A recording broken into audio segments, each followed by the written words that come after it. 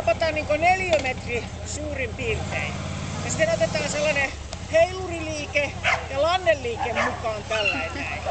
Ja sitten aloitetaan tapa. Mä nyt voisin vaikka ottaa tosta tonne päin ja tosta tollasen alueen. Niin jos mä nyt lähtisin tästä näin tappaan, niin tekin opitte sitten paljon.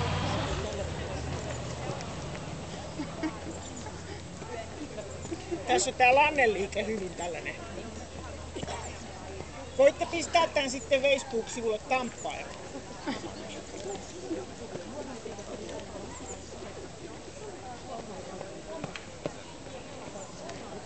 Ei tää tän vaikeampaa oo.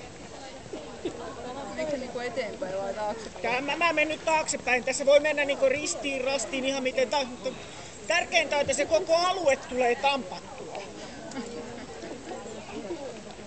Jaha.